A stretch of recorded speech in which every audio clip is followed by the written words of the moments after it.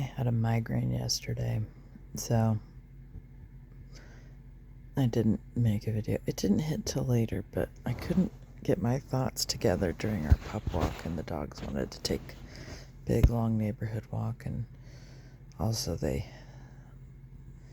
been stealing my food, and the bulldog's been eating cardboard, probably because she needs fiber, because both of them had the biggest number twos I've ever seen in my life. We were all having a day yesterday. Oh, here, by the way, here they are. I had to get up too early today to... Hi, baby kitty. Give my roommate a ride to work. But anyway. But I've been percolating on this conversation I want to have for a full day and a half, trying to figure out. I started this video like 3 different times yesterday, and it didn't come together. And I just mean this topic because it's a conversation we need to have. Sorry, my space heater I hope that wasn't too loud. Anyway, it's a little chilly. I've got my Snuggie that also is my blankie. Anyway, I need to do laundry. Don't worry about it. I'd like to have bedding on my bed again someday, but I got a migraine because, and I don't get those very often anymore ever since I went gluten light. I call it gluten light. I have a gluten sensitivity. And by that I just mean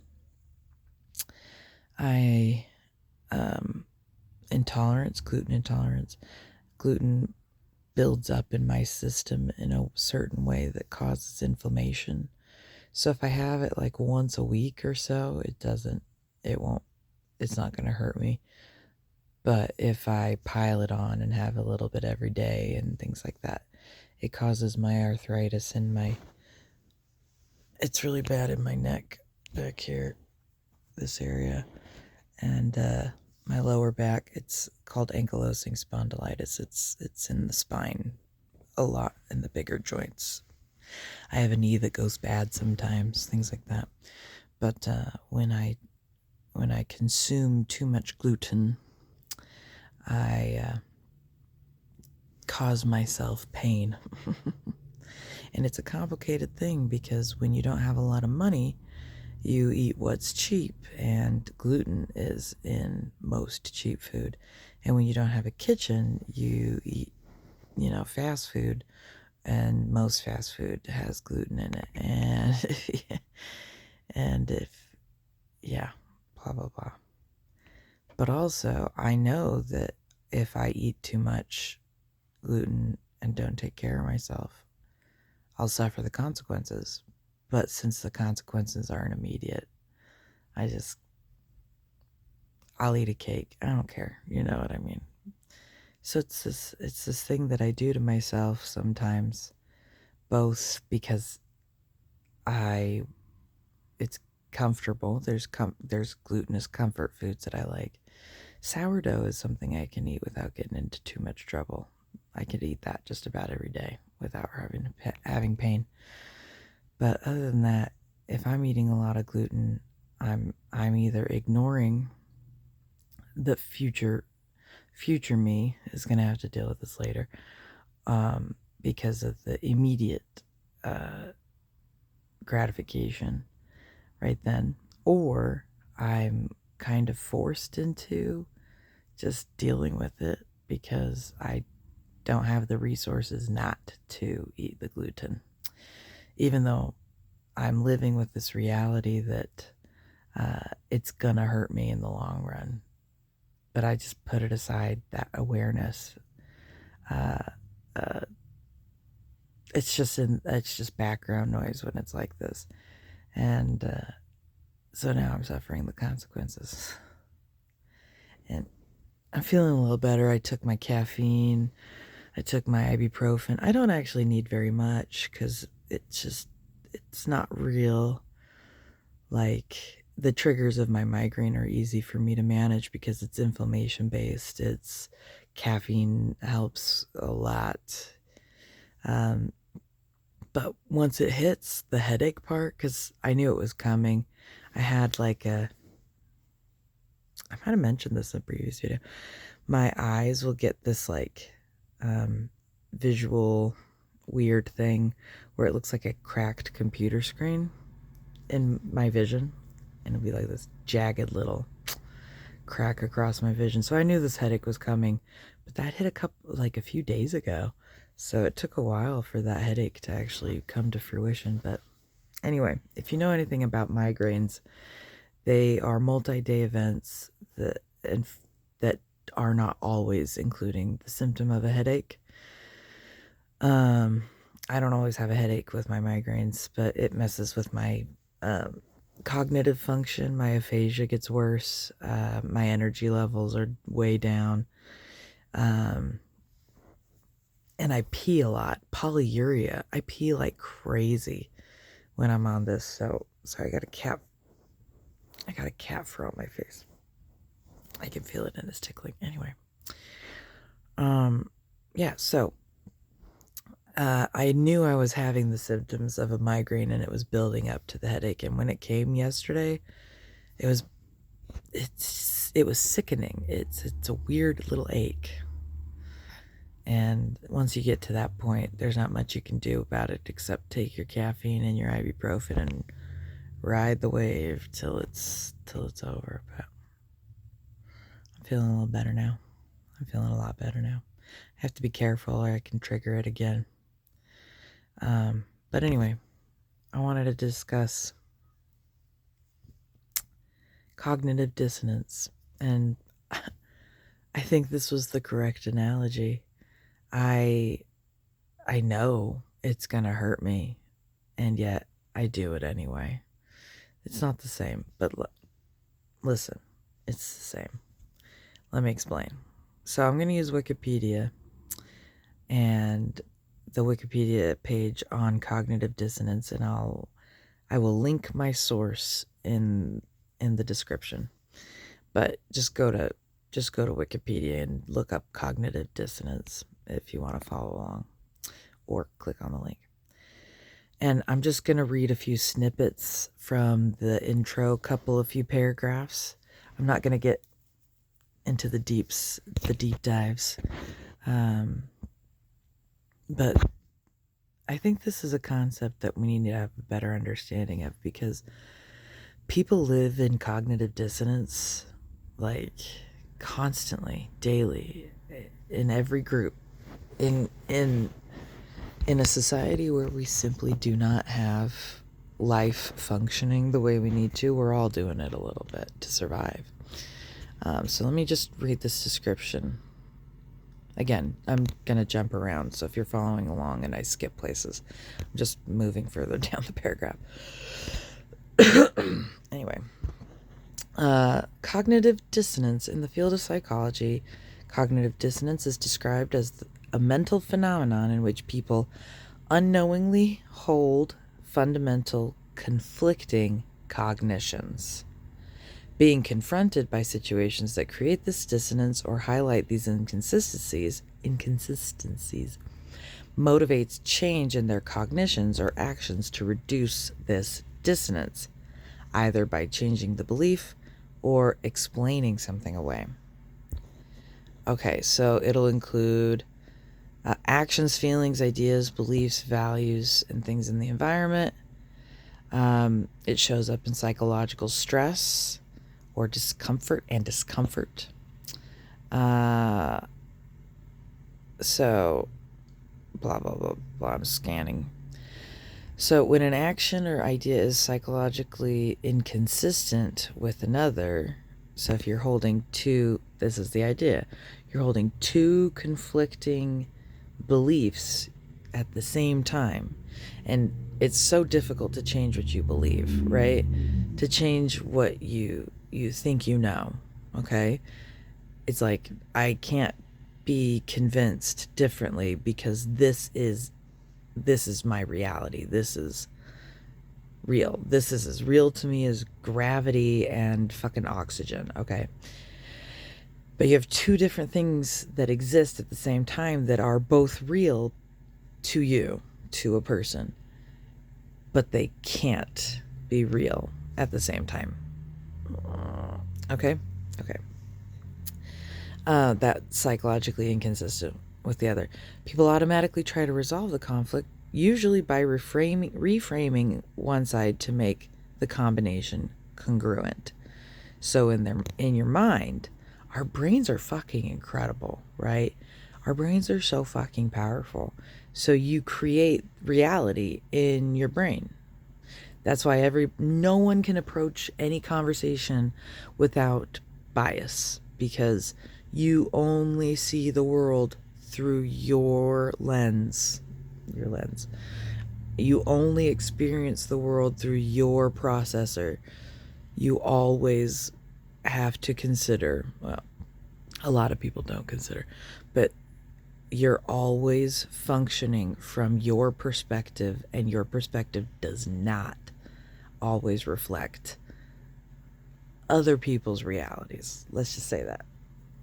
So, our brains will give us little psychoses, little snaps from reality, little disassociations in order to maintain beliefs that are inconsistent with each other.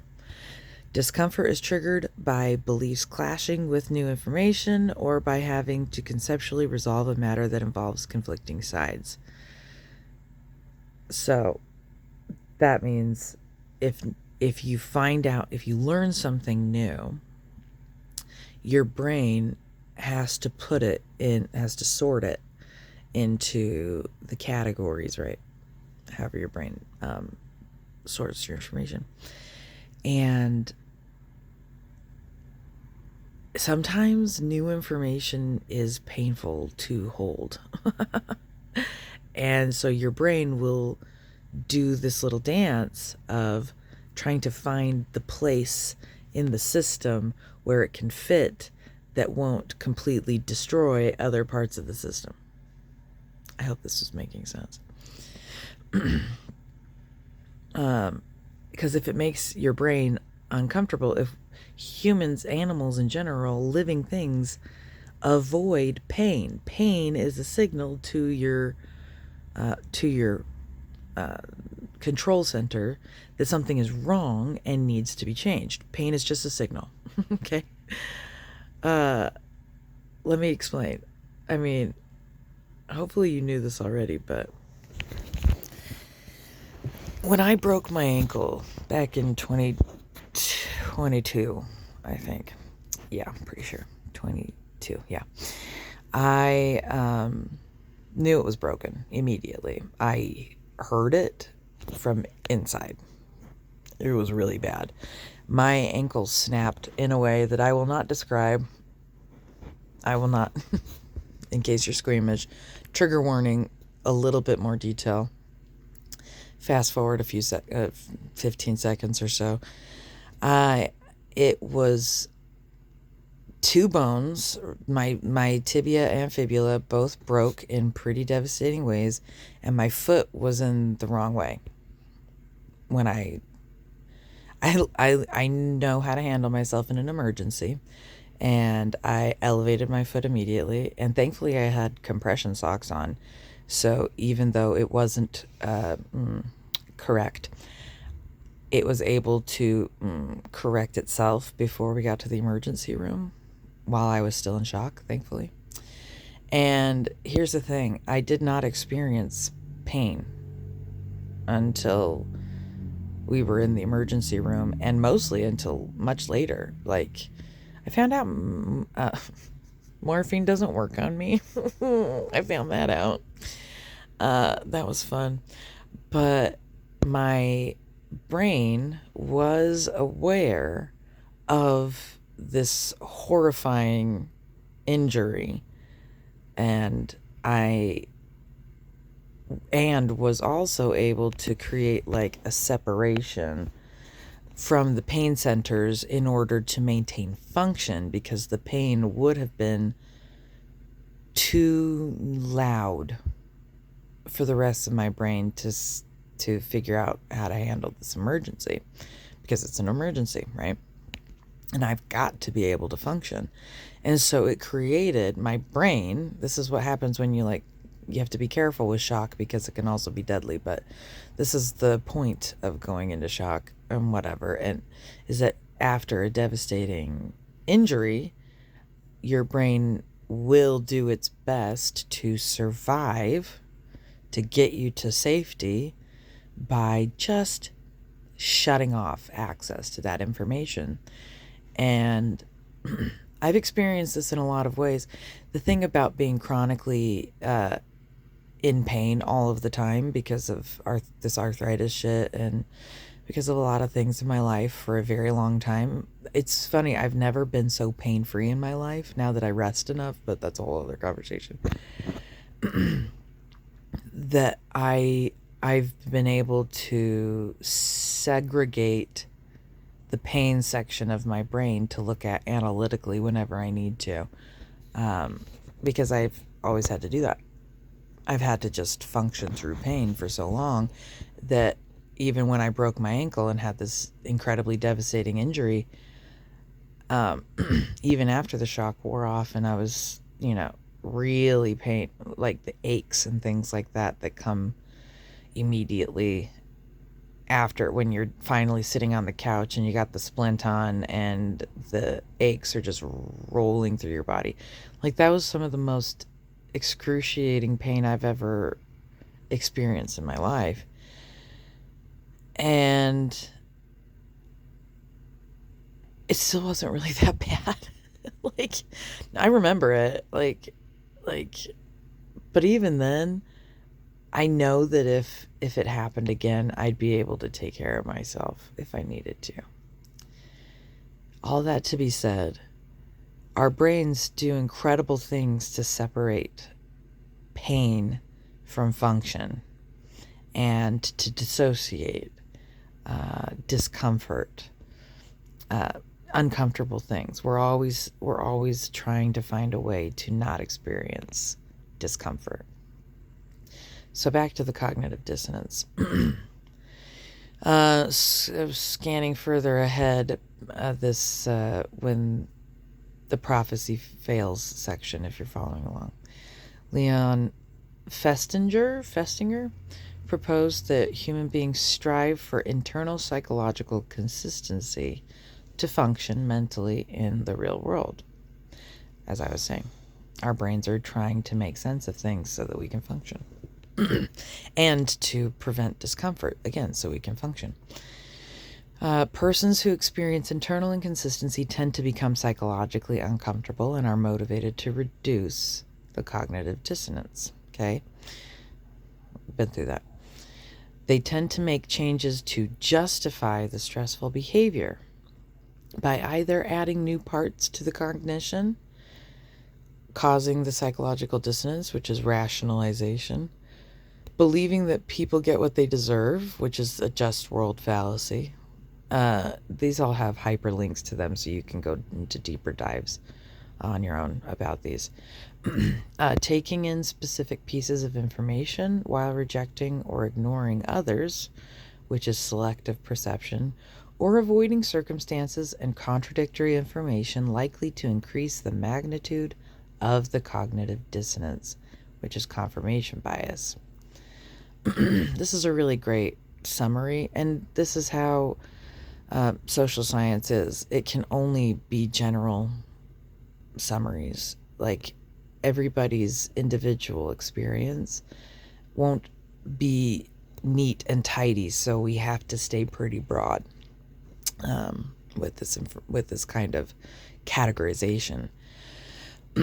But tell me if you see this in yourself and or in others. It's harder to see it in yourself than others. That's something human brains can metacognate, and it's part of what makes human evolution. Like what's it called? There was a evolution of the species like 50,000 years ago-ish. I'm bad at dates. The cognitive revolution, that's what I was thinking of, where we started getting better at metacognition. This was when we based on anthropology, archaeology. This is when they estimate we started speech. Before then, we communicated much the same as any other animal. But the capacity to metacognate, to think about what you're thinking about, is a sign of a complex brain, right? And so this ability to self-analyze is complicated, is difficult, and the brain doesn't always want to think outside itself, and you have to train it to be able to do that. Anyway, so Festinger, somebody tell me how to say that name, explains avoiding cognitive dissonance as, quote, tell him you disagree and he turns away. Show him facts or figures and he questions your sources. Appeal to logic and he fails to see your point.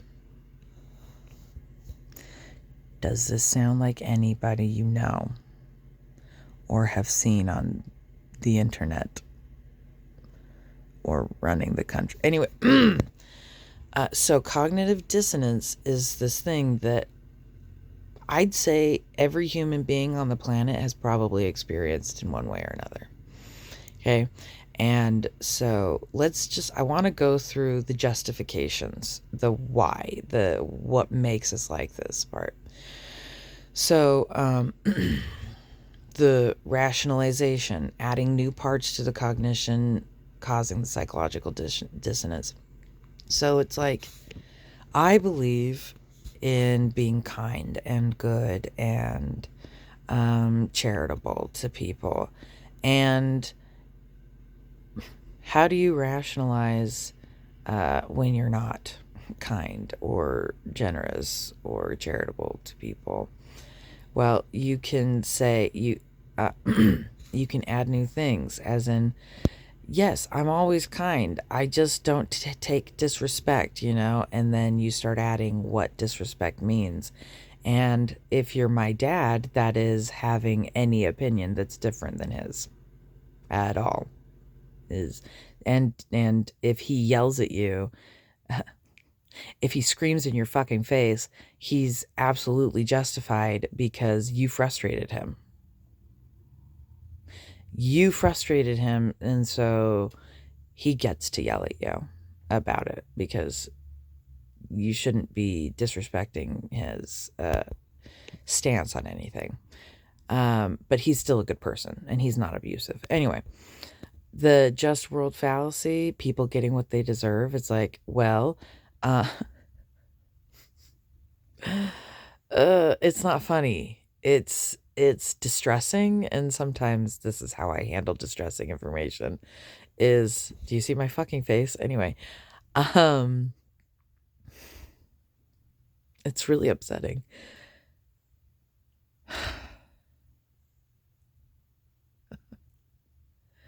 I put myself into spaces on the internet with people who have definitely significantly different viewpoints than I do, in order to keep myself from falling into cognitive dissonance, in order to keep myself aware of everybody's perspectives so that I can inform my own biases and make sure I'm not getting too stuck in any echo chambers.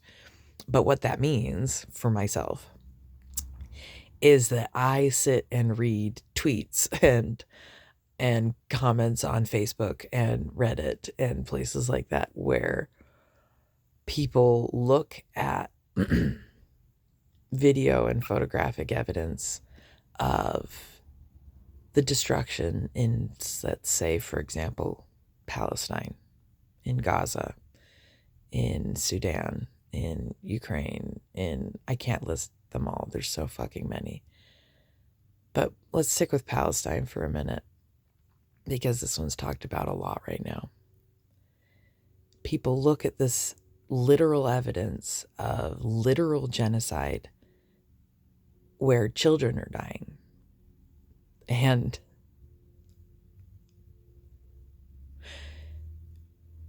take the time to type out and hit send on a comment that says, and I'm summarizing a lot of comments. This is not like one person. I see this all the time, and you probably have too, where they say things like, Well, if if if the parents didn't want their children to die, then they shouldn't have brought Hamas into their homes.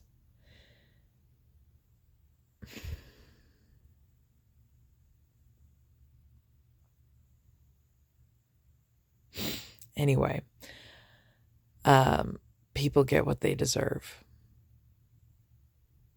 If you were ever in the same zip code as a terrorist organization, your children deserve to die. That's what's just. If you're trans, this is another one I see a lot, you're mentally ill and you are violent, because I believe the propaganda about trans people being violent. I'm trans, by the way. And I am fucking violent, but only in defense. Anyway, that you deserve to die.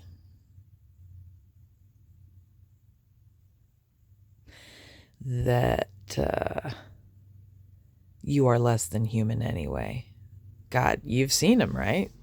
It's the real justification, the dehumanization of people who are being tortured, being genocided, being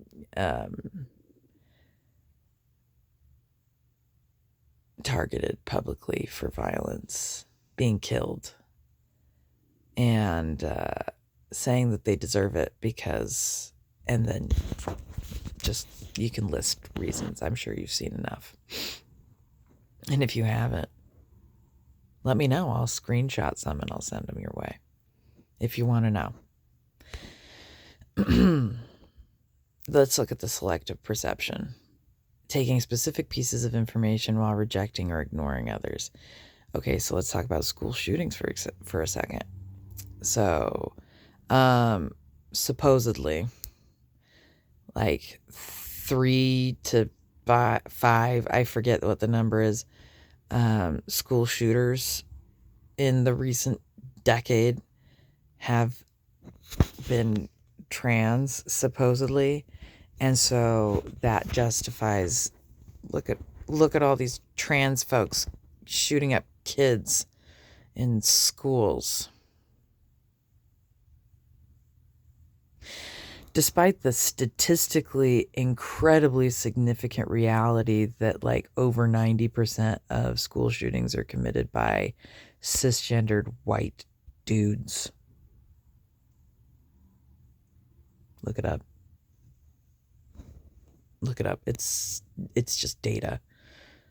Just look at all the school shootings and go through, and you will see that the identity is so overwhelmingly one demographic. But selective perception means forgetting that in order to promote the worldview that you have, that people like me are dangerous. Because, yeah, I'm done with that. Anyway, or avoiding circumstances and contradictory information likely to increase the magnitude of the cognitive dissonance or confirmation bias, aka looking for information and sources that only trusting those that confirm what you already believe. Now, I experienced this a lot. I experienced a lot of this because I was raised in a culture that was trained into cognitive dissonance purposefully by leadership. It's part of the design. I intend to get a fucking doctorate about it. It's so legit. But confirmation bias is just, I only look up sources that agree with what I already agree with. So the religion I was raised in, literally, I could show you fucking quotes from the conferences that they have twice a year, that that membership are literally told, do not look up information about this church from non-religious sources. Okay? Literally across decades, leadership tells the membership, do not look up details about our history from outside sources. In fact, their most recent president, who just passed away at 101, literally said, and I'm summarizing what I'm not, this isn't a direct quote, but he literally said along the lines of, if somebody is no longer a practicing member of this church, don't trust them. You can look this up. I'm not making it up. It's like videoed and published in their magazines and put every fucking where, and millions of people watched it happen. So I know a little bit about this because I come from this. And I put it in the video where I talk about abortion. I explain how I was like 100% only in cases of rape and incest, abortion, or if the life of the mother's at risk. And I was a very restrictive. Now I'm like, abortion is medical care and it has nothing to do with me. Leave me out of it. And that's your decision between you and your doctor and your God if he's involved. Anyway, or she, or they. My God is gender neutral. Anyway, and I was challenged on this belief. My cognitive dissonance was triggered when my friend who was active also in the religion told me that their parents voted for Obama. I was like, I wouldn't vote for Obama because he supports abortion. I said that. That's a quote from me, about me, to me, to her actually. And she's like, are my parents bad people because they voted for Obama? Like, and I'm like, oh, maybe not. And that really set me on this path of awareness of my cognitive dissonance.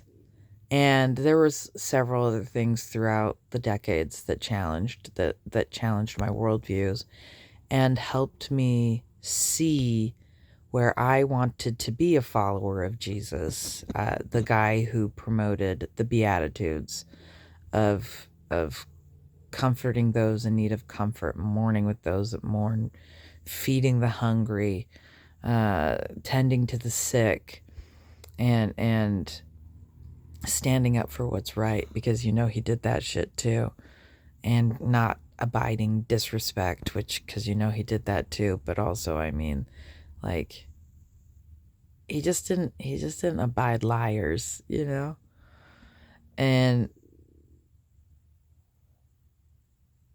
all of that is what I jived with. That's what I connected with in Christianity when I was a practicing Christian, was Jesus.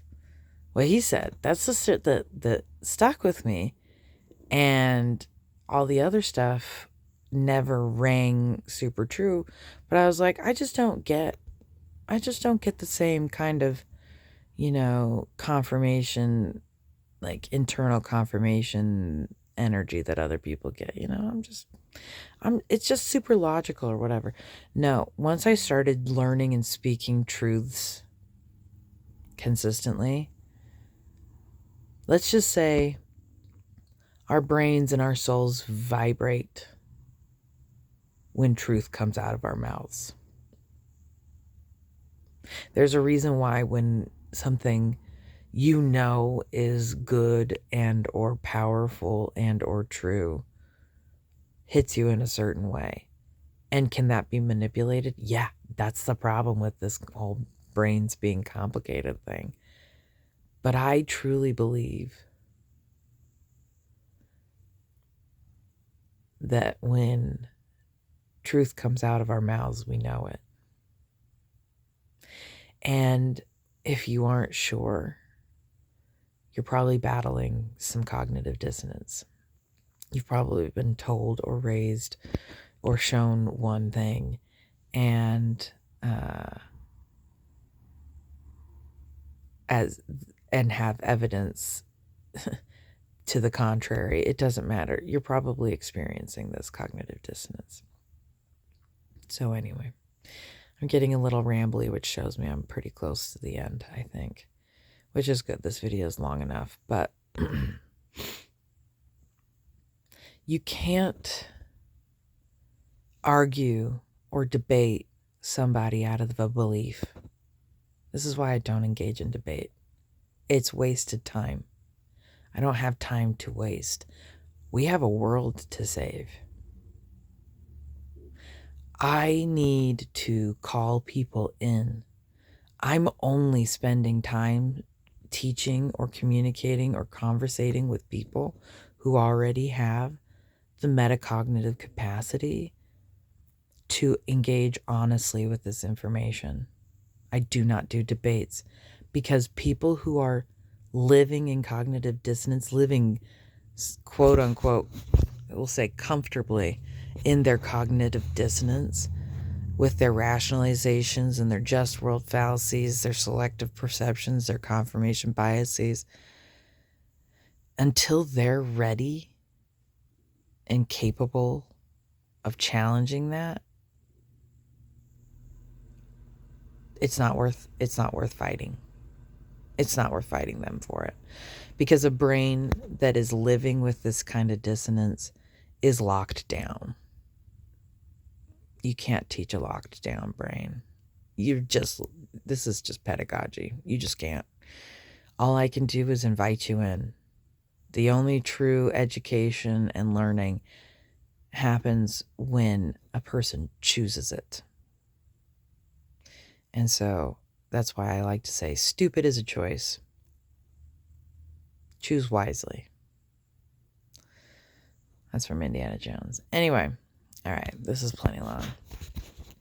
I hope this helps. And if you're experiencing frustration trying to reach people who you can now better than before, maybe you already knew, you can see that they're engaging in cognitive dissonance, take a step back.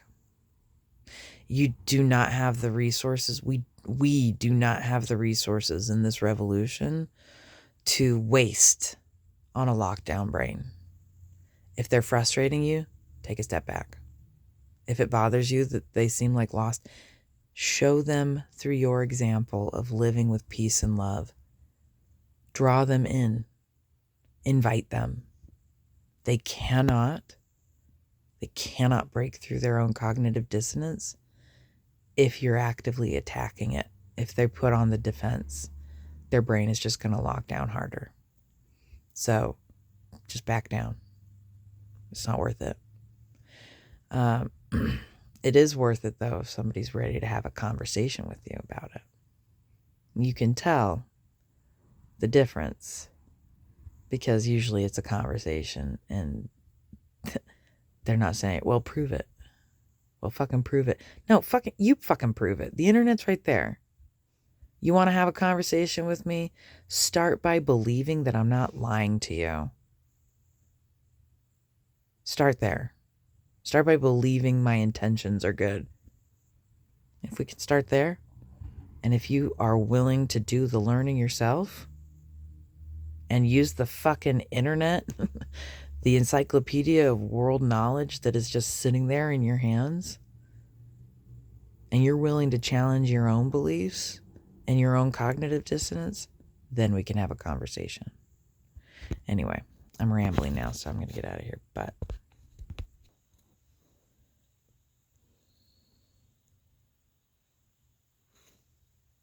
may these cutie little sleepy babies remind you to seek for peace and rest in humanity. It's what we're naturally supposed to be like. We are animals after all. Anyway, talk to you later.